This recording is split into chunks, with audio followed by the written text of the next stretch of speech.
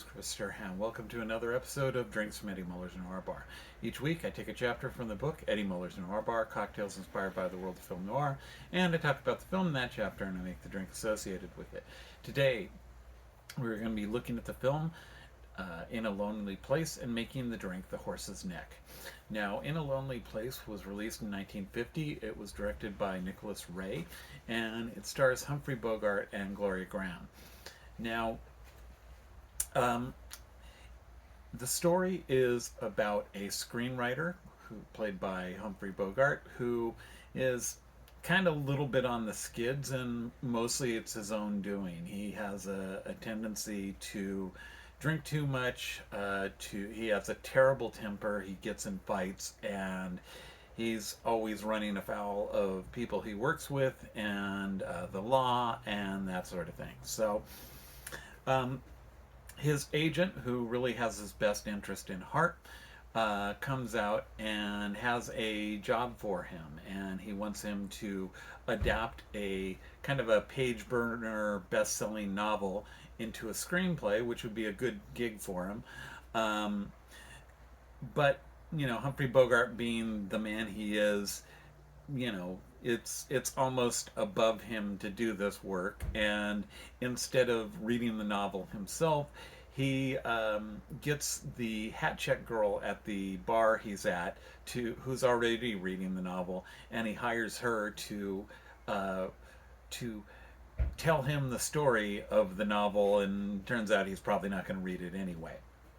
So he hires her. She goes back to his apartment. He makes her a drink. She has a drink, the horse's neck, although she leaves out a crucial ingredient. She calls a horse's neck ginger ale and a twist of lime, when the real drink should have bourbon in it. So that's what we'll be making today. Anyway, she tells him the story of the novel, and he pays her and gives her some extra money for cab fare, and sends her on her way. Turns out she gets murdered later that night on the way home. She never makes it home, and the police find out that the last place she was at this screenwriter's house, and he has a reputation of getting in fights and being in trouble with the law, so naturally he's a good suspect in her killing. They take him downtown, they arrest him, they interrogate, well, don't really arrest him, but they interrogate him. They also pull in Gloria Grahame, who lives in the apartment across from Humphrey Bogart. And she had seen him that night with the girl in the apartment, but she hadn't seen him long enough to actually clear him to make him above suspicion on the murder. From meeting Gloria Grahame in the police station, the two start seeing each other and ultimately fall in love, and this kind of revitalizes Humphrey Bogart, and he starts adapting the screenplay, and he's writing better than he has written in years because of his relationship with Gloria Grahame. Unfortunately, his temper does not go away, and he exhibits it in some rather outrageous ways, and that makes Gloria Grahame not sure whether she can trust him. She's not sure whether he really is the guy that the police thought he was, who killed this girl who he brought over to his apartment, because she's seen him perform some very outrageous acts. So she's not sure whether she can trust him, and because of that ultimately tears him apart. Not a big favorite of mine. For me, I love Humphrey Bogart. I love when he's a tough guy with kind of a heart of gold, kind of a squishy center. But here he's a tough guy who has a very jagged, violent center, and that's just his nature. Eddie Muller says something about this that I think is very cogent. And he says it's a cautionary tale about somebody who drinks too much and gets violent. And he says, and I'm paraphrasing here, he says that if drinking turns you into an asshole, you really should stop. And that's kind of where I am with this movie.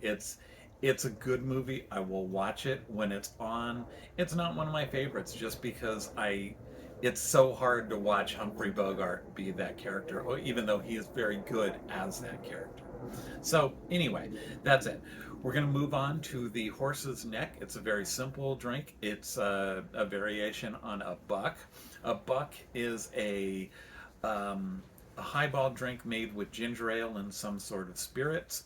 In this case, we're using bourbon and we're adding a twist of lemon. I've had this drink before, but I've never had it the way Eddie Muller suggested making it. So, and it is a good drink when I had it before, so I assume this will be even better. So I hope you stick around for that, and we'll be making the drink in just a minute. Thanks. And we are back. So, in this case, I preloaded my glass with some ice because you mix this in the glass. We are going to do 2 ounces of bourbon. So there's 1 ounce, 2 ounce, and I've got this Beaver Tree Premium Ginger Beer that our roommate just picked up, and we'll top it off with that.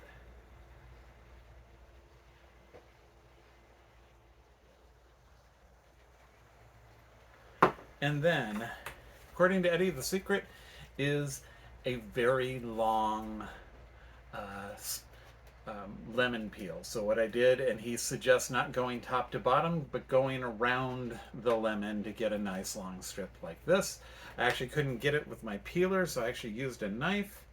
He suggests you kind of wrap it around on the inside of the glass, and it's actually almost overflowing my glass there, but we'll call it good. So here we go, the horse's neck.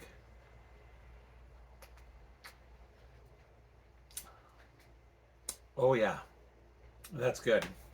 That is a first rate drink.